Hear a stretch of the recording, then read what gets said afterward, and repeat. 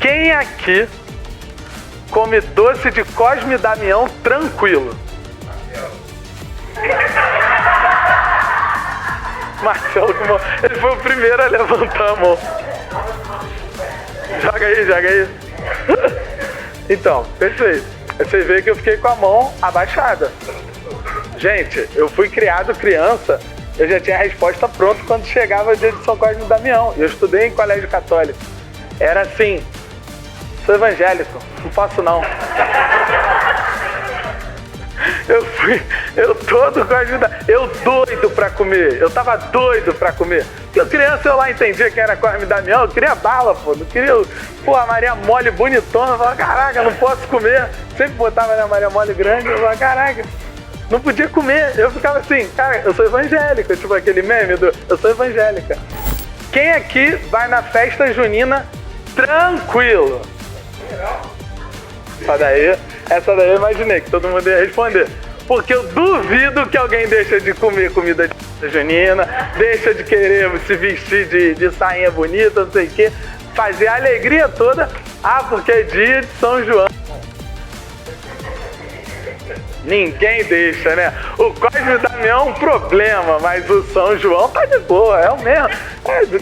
São Cosme e Damião era gêmeo, né? Gêmeo é um signo ruim, não sei o quê. Né? Sei lá, né? De você evita ele, né? Mas é isso. E assim, essas perguntas que eu fiz, eu não tô querendo julgar valor de verdade. Fiquem tranquilos. Eu só quero provar como que algumas coisas a gente acha tudo bem, outras coisas a gente talvez pegue pra gente e tá tudo bem. Fiquem tranquilos. Não precisem... o irmão lá falou que não posso mais comer Cosme e Damião. Caramba, eu nem ligava pra isso. Festa junina, não posso mais. Olha a cobra! Acabou, não tem mais. Acabou. Não é isso. De verdade. É mentira. Fiquem tranquilos, de verdade.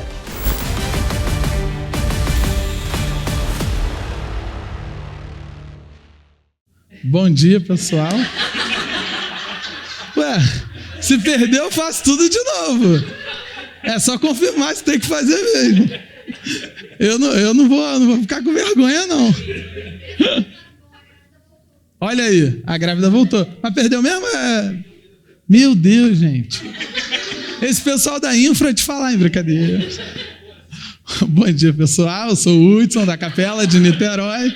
Estou visitando aqui, fui convidado a pregar. Tem aqui os nossos colegas da igreja de Niterói. Temos a grávida de volta. Eu sou casado com a Miriam, essa morena linda, falando as mesmas coisas. O Washington fez piadinha, querendo que eu pregasse. Eu fingi que eu não queria. Só tô contando, gente, de forma resumida, porque perdeu o vídeo, tá? E aí, o Dalber veio falar, quis negar, mas não neguei, né? E que fiquei nervoso na hora, mas brincadeira. Foi um prazer receber esse convite. E aí, estava falando que eu estava fazendo um devocional de 1 Coríntios e estava pensando o que trazer para a igreja. E aí, eu pensei em trazer uma parte do meu devocional, que era 1 Coríntios, capítulo 8. Agora eu me perdi onde eu estava. Mas vamos embora, vamos seguir daqui. E aí eu estudei um pouco mais essa semana para poder preparar a mensagem, né, para trazer essa mensagem. E como que a gente vai fazer aqui hoje? A gente vai ler o texto, e em alguns momentos a gente vai parando e analisando algumas partes específicas do texto. A gente vai desenvolvendo um pouco, e aí a gente vai fazendo a leitura todo o capítulo 8. Ele é curto, são 13 versículos, e não são 13 versículos de Salmos, que levam 2 horas, são 13 versículos curtos mesmo, com a ideia bem sucinta, fácil de absorver. Mas antes disso, eu tive que fazer uma coisa para me ajudar. Porque lá em Niterói, o nosso culto é mais parecido com a conexão de vocês. Então a gente traz uma mensagem, mas a gente discute sobre a mensagem durante a pregação. E aí, como aqui eu não vou ter muita gente, fica difícil essa interação mais rápida, eu pensei em uma forma da gente interagir. Eu queria convidar vocês a lerem esse QR Code. E o que vai estar nesse QR Code? Eu preparei uma pergunta para vocês relacionada à mensagem de hoje. Eu sou forte ou fraco na fé? E aí, quando vocês abrirem aí o QR Code, quem não estiver conseguindo, talvez por causa da distância, tem um monitor atrás também, tá? Porque no meu celular, por exemplo, que é Xing Ling, não estava pegando daqui da frente. Mas quem é iPhone, outras coisas aí, Samsung pegou firme, não teve problema. O Xiaomi não conseguiu muito, não. E aí vão ter 3 opções de resposta, e vocês só vão poder escolher uma. Importante, para incentivar vocês. A resposta é anônima. Pode falar exatamente o que você sente sobre isso. Não vai vir relatório para o Washington e para a Fernanda. Não vai ter divulgação de nome. Não vai chegar semana que vem ter o nome dos que acham que são fracos. Não vai ter isso. Fiquem tranquilos. E aí vão ter 3 opções. Bonde dos fortes, bonde dos fracos e o bonde da Bruna Carla. Hudson, o que é bonde da Bruna Carla? Quando penso que estou forte, fraco eu estou. É isso. Quem sabe a música já conhece como é que é o bonde da Bruna Carla. Então, vou dar um tempo para todo mundo ler. Respondendo aí, o Elton ele só vai passar para a gente o resultado da pesquisa, tá? Então, vou dar um tempinho para vocês, fiquem tranquilos. Podem levantar, ler o QR Code, responde. É bem rapidinho, não tem muito mistério. Beleza? Já tem uma prévia aí do resultado? Tá bom. Segura. Tá bom. Oi? É isso, tá bom.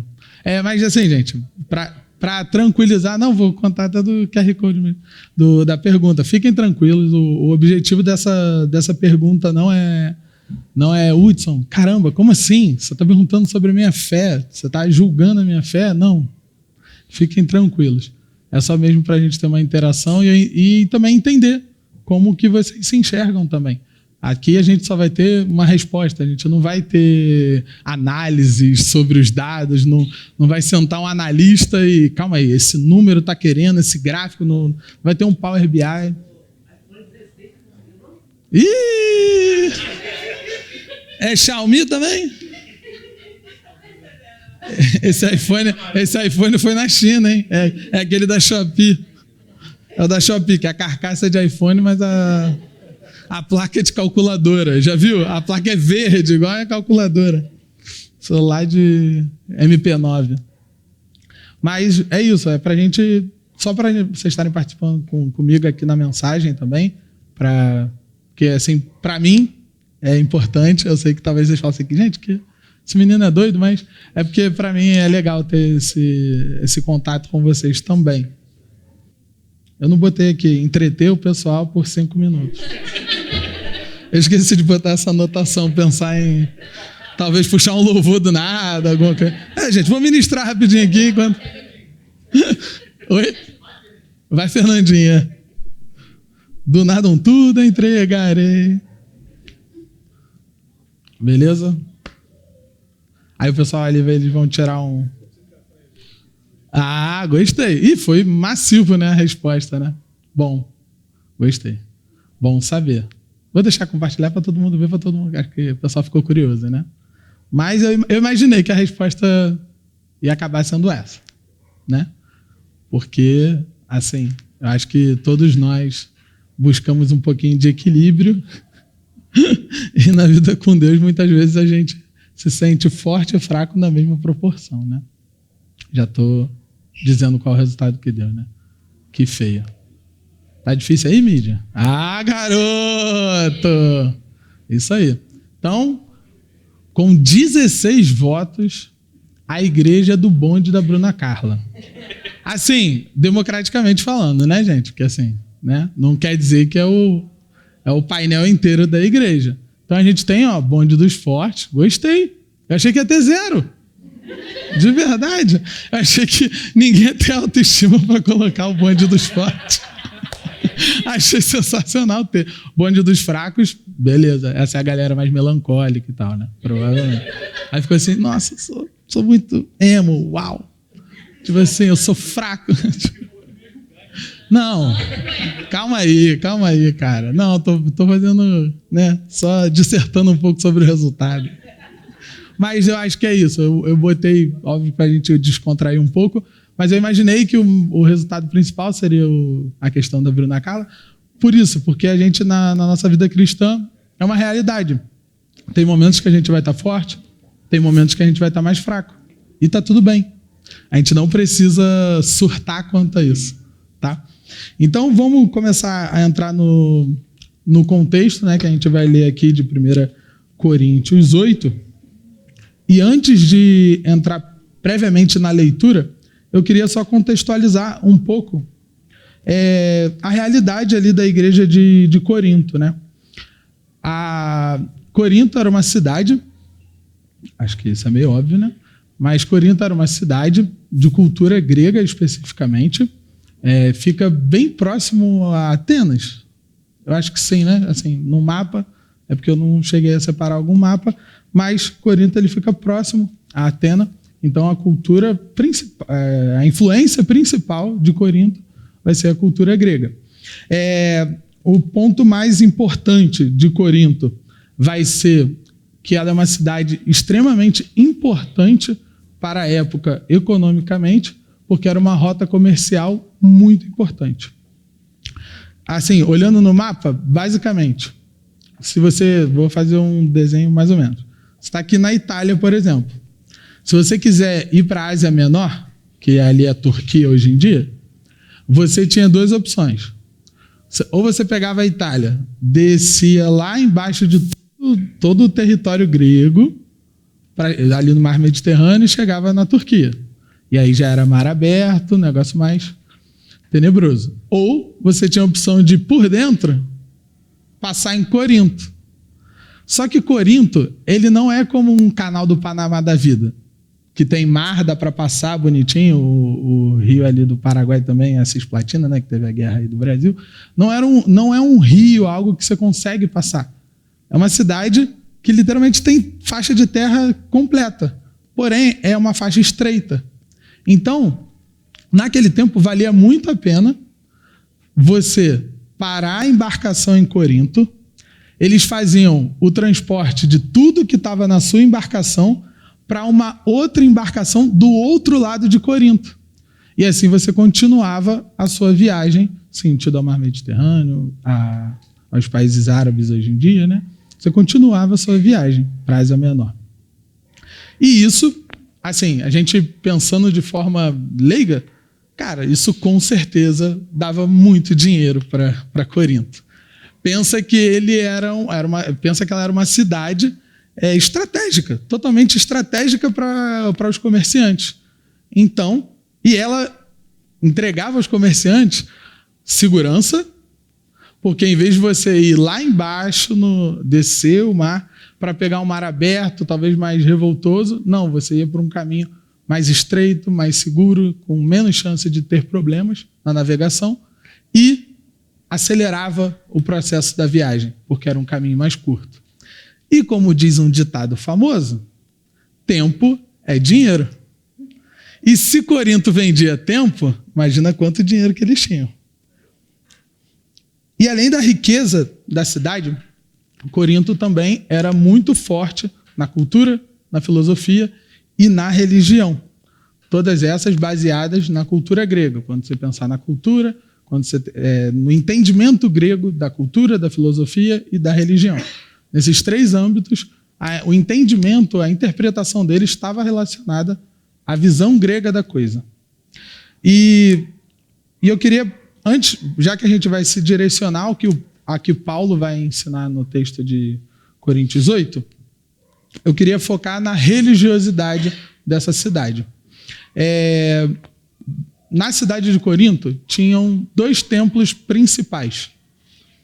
Um templo era de Afrodite e o outro templo era de Apolo.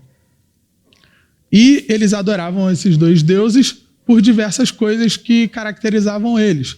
Afrodite tem questão de fertilidade, o Apolo tem questão de... Não lembro bem, mas também tem outros pontos para Apolo também. Só que tem um ponto que me chamou a atenção, que ambos têm. Apolo é o deus da beleza masculina e Afrodite é o deus da beleza feminina. respectivamente. Então a gente pode pensar, de certa forma, que Corinto era rica e Corinto tinha uma baita autoestima. Porque se sua divindade é sobre beleza, você realmente provavelmente você é vaidoso, você gosta daquilo. Então era uma cidade que tinha muito orgulho de si, provavelmente. Tinha muita paixão por si mesma. E se a gente entende que, cara, nessa cidade tinha os templos, a gente que hoje em dia conhece várias igrejas e tudo mais, cara, todo templo geralmente tem uma rotina, tem uma prática comum, né, no templo. E aí que a gente começa a fazer a leitura de Coríntios. Vocês têm como compartilhar aí para mim? Ou não? Não tem? Então abre aqui, não tem problema. A gente vai ler 1 Coríntios, capítulo 8, versículo 1. Tá? Quem puder abrir. E eu vou fazendo a leitura aqui. Beleza, então vamos lá. A gente vai ler do 1 ao versículo 7 e a gente pausa nele. Com respeito aos alimentos sacrificados aos ídolos, sabemos que todos temos conhecimento. O conhecimento traz orgulho, mas o amor edifica. Quem pensa conhecer alguma coisa ainda não conhece como deveria. Mas quem ama a Deus, este é conhecido por Deus. Portanto, em relação ao alimento sacrificado aos ídolos, sabemos que o ídolo não significa nada no mundo e que só existe um Deus. Pois mesmo que haja os chamados deuses, quer no céu, quer na terra, como de fato há muitos deuses e muitos senhores, para nós, porém, há um único Deus, o Pai, de quem vêm todas as coisas e para quem vivemos, e um só Senhor, Jesus Cristo, por meio de quem vieram todas as coisas e por meio de quem vivemos. Contudo, nem todos têm esse conhecimento. Alguns ainda, habituados com os ídolos, comem esse alimento como se fosse um sacrifício idólatra, e como a consciência deles é fraca, esta fica contaminada. Então, nessa parte, uma coisa que chama a atenção é que Paulo ele vai combater a crença de vários deuses. Só que ele vai afirmar que para nós existe somente um Deus. Porém, ele faz uma observação, que existem outros deuses e senhores. E esse versículo me lembrou muito uma série que eu assisti anos atrás, uma série que, assim, para mim foi bem problemática, American Gods. Não sei se tem alguém que já ouviu falar, já assistiu. Essa série, basicamente, assim, eu só assisti a primeira temporada porque tem umas cenas que começaram a me dar nervoso e eu não assisti a segunda. Mas na primeira temporada dessa série, ela vai falar muito sobre a luta dos deuses antigos contra os deuses modernos. E, basicamente, os deuses antigos vão ser os deuses que a gente já ouviu falar, de mitologia grega, mitologia nórdica, mitologias afim. E os deuses modernos já são deuses do nosso inconsciente. São deuses que são idolatrados na nossa sociedade hoje, mas a gente não tem muitas vezes a percepção. São deuses abstratos. Aí eu separei aqui algum deles, que é tecnologia, mídia, globalização. E aquilo, quando eu assisti a série e entendi essa ideia da série, aquilo mexeu muito comigo no sentido de, cara, realmente, a gente muitas vezes fica com esse pensamento de, não, o homem já evoluiu muito, o homem avançou muito. O homem está muito racional. Cara, mas a gente ainda tem idolatria com coisas que agora a gente não percebe. A gente não percebe essa idolatria. Se a gente olhar, eles ainda faziam estátuas, eles faziam templos. E a tecnologia? Como é que a gente identifica se a gente idolatra ou não, por exemplo? A mídia, como é que a gente percebe se a gente valoriza ou não a imagem, como aquilo constrói na nossa opinião, como aquilo mexe com a nossa cabeça. Isso é um ponto que, assim, me chama a curiosidade e me prova, assim, muitas vezes, que o homem, ainda assim, criando esses novos deuses, ele está tentando preencher um vazio dele. E ele, naturalmente, cria essas novas idolatrias. E Paulo aqui também, ele vai desenvolver sobre o entendimento do ritual, da prática, né? Porque ele aqui, nessa parte, ele está focando na comida sacrificada aos ídolos. Nesse momento aqui específico do texto, a gente sendo o mais literal possível, ele está trazendo para a igreja de Coríntios a questão cotidiana de a alimentação no templo. O sacerdote do templo podia comer da oferta, né? Era o sacerdote, e quem ofertou podia comer também a oferta com os amigos.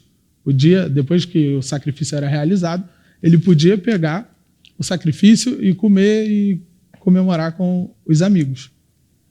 E aí, pensando nessa parte de, beleza, tem um ritual, o ritual é para a divindade e tudo mais, e Paulo ele vai tratar muito do conhecimento, o entendimento. Tá, mas vocês entendem o que isso rola? Vocês creem ou não nisso? É isso que Paulo está tentando desenvolver com a igreja de Coríntios. E aí eu queria fazer perguntas para vocês. E aí, quem quiser participar, levantar a mão, eu agradeço, tá? Para eu não ficar sozinho. Primeira pergunta que eu separei é: quem aqui come doce de Cosme e Damião tranquilo? Marcelo, ele foi o primeiro a levantar a mão. Joga aí. Então, perfeito. Você vê que eu fiquei com a mão abaixada. Gente, eu fui criado criança, eu já tinha a resposta pronta quando chegava o dia de São Cosme e Damião. Eu estudei em colégio católico. Era assim: sou evangélico, não posso não.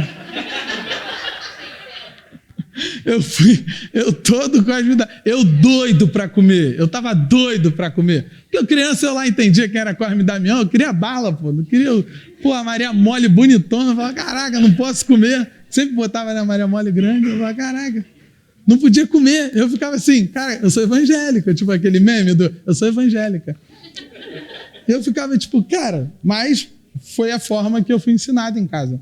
A minha tia era da Assembleia de Deus, e eu fui criado pela minha mãe e pela minha tia, e a minha tia, ela falava, filho, quando te perguntarem, você diz que não aceita, e se insistirem, você responde, não, eu sou evangélico. Minha religião não permite, basicamente. Era isso. Beleza. Aí vem uma segunda pergunta. Quem aqui vai na festa junina tranquilo? Essa daí eu imaginei que todo mundo ia responder. Porque eu duvido que alguém deixa de comer comida de junina, deixa de querer se vestir de sainha bonita, não sei o quê, fazer a alegria toda, porque é dia de São João. Ninguém deixa, né? O Cosme e Damião é um problema, mas o São João tá de boa, é o mesmo.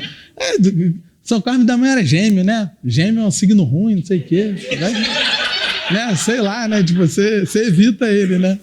Mas é isso. Aí, outra pergunta, assim, quem consegue assistir filme de terror tranquilaço? Eu não consigo. Pra mim, ficar evocando demônio não dá. Ficar chamando coisa ruim pra dentro de casa. Misericórdia. O nome é invocação do mal, gente. Olha o que você está chamando de existência. Que isso? Não tem como ficar tranquilo. Mas eu confesso, tipo, tem gente que assiste e tá de boaça, não tem medo, não tem nada. Eu já fico espiritualizando. A Miriam quer assistir, tá repreendida. Sangue do Cordeiro. Por que essa menina tá aparecendo? Para que ela aparecer assim, gente? Dá para ter um take longe. Para que tem que ser na cara dela? Qual é a necessidade disso? Ela apareceu. Pois é, exatamente.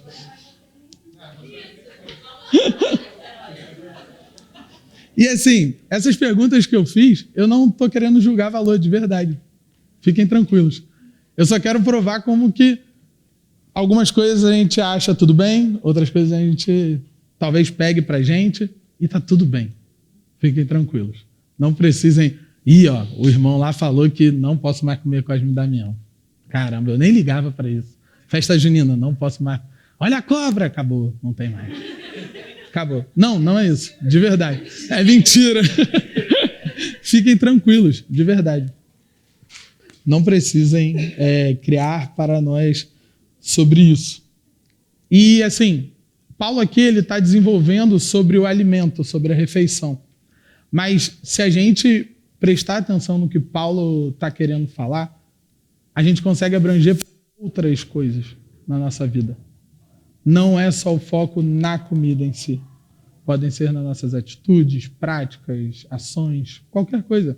Vão ter pessoas que vão fazer coisas que acham que é normal e o do lado vai estar julgando, vai estar dizendo, eu não, tá maluco, eu fizer isso aí, meu corpo vai pegar fogo, vou arder no mármore do inferno, algo do tipo. E, cara, tá tudo bem, nós somos diferentes. A gente como igreja, não só como igreja, mas na sociedade, cara, as pessoas são diferentes. As pessoas vão entender diferente. E lembre-se, as pessoas vêm de contextos diferentes. Aqui a gente está vendo uma igreja que é totalmente influenciada por uma cultura. E Paulo está conversando com eles. Está conversando sobre essa questão deles. E aí, continuando a leitura, no versículo 8, ele fala assim: a comida, porém, não nos torna aceitáveis diante de Deus. Não seremos piores se não comermos, nem melhores se comermos. Contudo, tenham cuidado para que o exercício da liberdade de vocês não se torne uma pedra de tropeço para os fracos. Então, uma coisa que eu acho interessante é como Paulo ele vai explicar. Logo em seguida que ele levanta toda essa bola, ele fala assim, gente, se comer, se não comer, isso não muda para Deus. Fique em paz. Isso não vai mudar para Deus. Porém, ele chama atenção para uma coisa chamada liberdade. Ele está dizendo, isso não vai fazer diferença nenhuma, fiquem tranquilos. Mas saibam usar a sua liberdade. E aí, uma anotação que eu fiz é, a gente muitas vezes tem que ter cuidado da nossa liberdade não virar libertinagem. A gente precisa fazer essa separação. Que nós somos livres, em Cristo nós somos livres. Mas isso não permite que a gente seja, digamos, totalmente descontrolados em tudo. Totalmente soltos. Não é sobre isso. Isso não é um sentido de liberdade. Isso é um outro tipo de escravidão. Quando você é permitido a tudo, você também está sendo escravo de alguma forma. E não é essa liberdade que Cristo dá pra gente. E aqui ele também vai falar da pedra de tropeço. Acho que é um termo que, assim, acho que bem conhecido, né? Não é algo muito novo, né? Mas, ainda assim, é importante conceituar. A palavra pedra de tropeço, ela, no grego, no original, é escândalo. Escândalon. E aí, talvez, quem tem a galera que talvez não venha de berço de igreja e tudo mais, mas alguém que já passou por alguma igreja já ouviu a seguinte frase: você está escandalizando o irmão. Quer escandalizar? Alguém já ouviu essa frase alguma vez? Entende por que é escandalizar? Você quer servir de pedra de tropeço para alguém? É isso que você está sendo acusado, de pedra de tropeço, quando você ouve essa frase.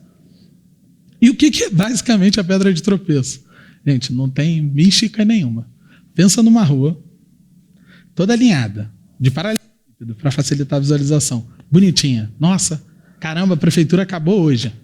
Só que aí um dos peão abençoado deixou uma pedra, a outra, metade para fora. E é uma rua que, assim, pensando num Paraty da vida, pensei em Paraty, não sei porquê. Acho que é porque é uma rua que eu acho que tem muito paralelepípedo. Oi? Tudo desalinhado. Mas vamos pensar que fez uma reforma em Paraty. Tá tudo alinhado. E aí tem essa pedrinha. E é uma rua que tem muito turista, não sei o que, e toda hora todo mundo, pum, pum, uns desatentos da vida que não olha pro chão, toda hora tropeça. E esse é basicamente o objetivo da pedra de tropeço. Fazer você tropeçar. É um obstáculo, né?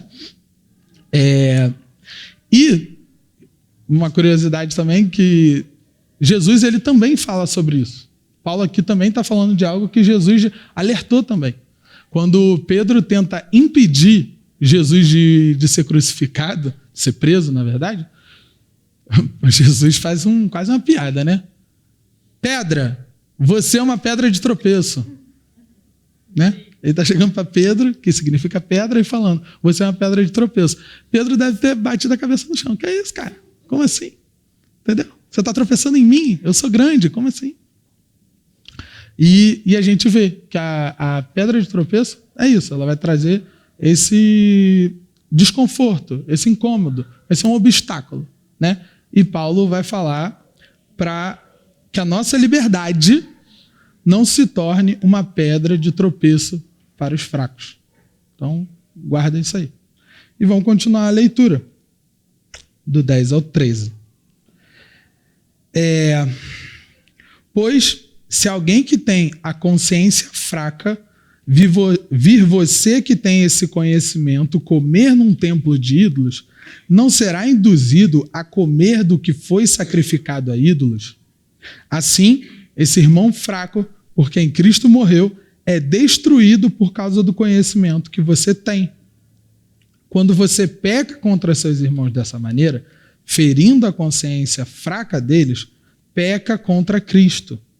Portanto, se aquilo que eu como leva o meu irmão a pecar, nunca mais comerei a carne, para não fazer meu irmão tropeçar. E aqui Paulo entra meio que na finalização, né, do texto. Mas é bacana a gente relembrar o que estava, eu acho que no verso 1 ou no verso 2, no verso 1. Paulo, ele começa o texto falando: o conhecimento vai te trazer orgulho, mas é o amor que edifica. E aí ele vai finalizar, ele vai dissertando o tempo todo sobre: você entendeu, você tem conhecimento, olha que bacana, vai ter o que tem conhecimento, vai ter o que não tem conhecimento, mas não valorize tanto esse conhecimento. Ele só vai te trazer orgulho. Mas o amor edifica. O amor é capaz de fazer você amar o seu irmão que está fraco. E isso, gente, eu estou falando para várias aplicações. De novo, não se prendam só ao ritual do alimento do templo. A partir do momento que você pode mudar uma atitude, assim, eu tenho conhecimento sobre isso, isso não me afeta, não é um problema para mim. Mas lembre-se, se você sabe que é um problema para o seu irmão, abra mão. É o amor que edifica. O seu irmão não vai se tornar forte se você não conseguir amar ele.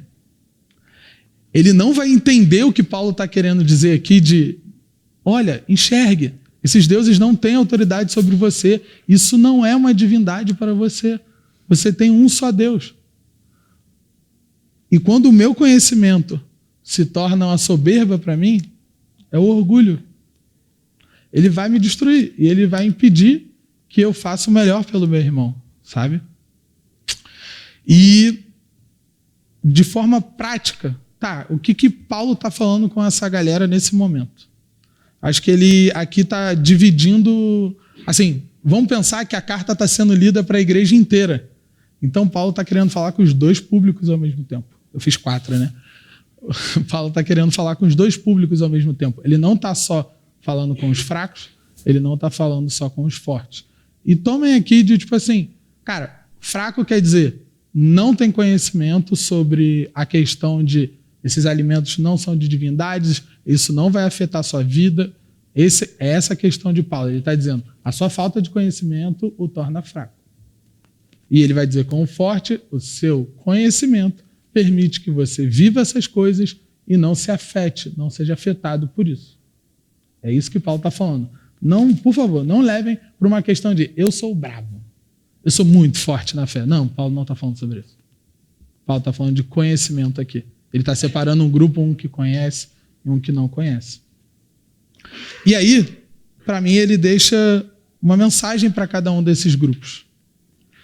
Para os fracos, eu sinto que quem é pai aí, talvez já usou dessa técnica, de chegar para a criança e falar assim, que a mamadeira é coisa de criança pequena, você não é criança grande. Que a chupeta, é de neném chupeta, você já é grande, para que você quer isso? Eu acho que Paulo está falando isso com essa galera, com os fracos. Vocês ainda querem achar que isso tem poder sobre vocês? Não, gente, não tem. Aproveitem da liberdade de Cristo. Saiam dessa prisão. Não deixem essas coisas destruírem a consciência de vocês. Por favor, amadureçam. Amadureçam a fé de vocês. Né? E para os fortes, ele dá um outro desafio. Ele vai falar: usem o seu conhecimento para amar os seus irmãos. Use esse conhecimento para amar o seu irmão. Se aquilo não te pega mais, se aquilo não é um peso mais para você, você tem um papel. Primeiro, incentivar o que Paulo incentivou aqui.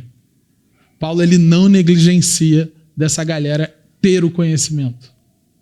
Paulo não está dizendo, tipo assim, cria essa facção dentro da igreja, fortes e fracos, e tá tudo bem. Não, ele tá, ao contrário, a carta dele lê para todo mundo para que vire uma igreja só. Acabe essa facção, porque realmente era uma facção da galera que tinha um conhecimento se achava muito, e a galera que não tinha ficava, né, meio que perdida ainda, achando que vai ser fulminado por causa de comer uma carne. Um ponto que eu não trouxe: a carne era vendida também em comércio. Então tinha alguns cristãos que compravam essa carne também. E aí, é isso, sabe? Está na sociedade, é uma coisa que está no social.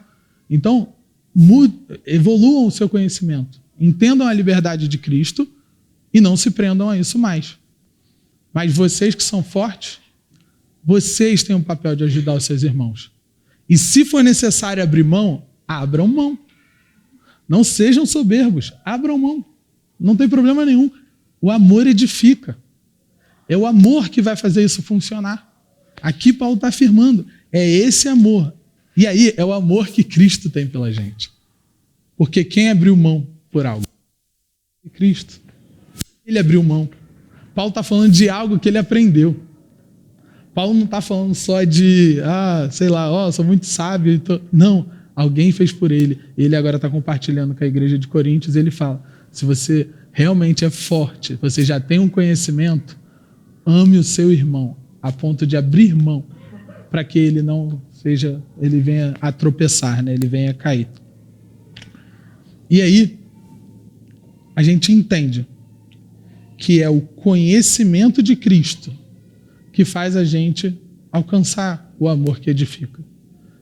Não é o conhecimento por nós mesmos, não é o conhecimento por si só ou a ignorância, não é isso.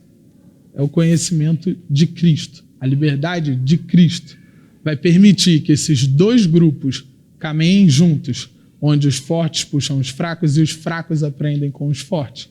E assim, todos têm conhecimento de Cristo. A partir desse momento, todos têm conhecimento. E também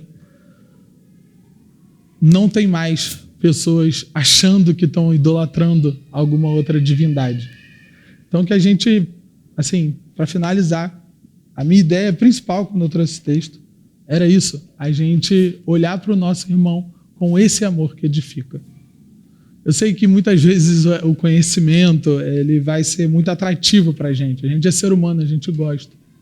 Mas o conhecimento não é uma ferramenta de ataque. O conhecimento é uma ferramenta de acolhimento. Ele vai libertar, ele vai permitir que a gente viva a mesma coisa. Todos nós, unidos, vivamos a mesma coisa. E em amor. Quando eu fiz as brincadeiras, não é para ninguém deixar de fazer nada, não é para ninguém se sentir mal de verdade. Mas, se puder refletir, reflete.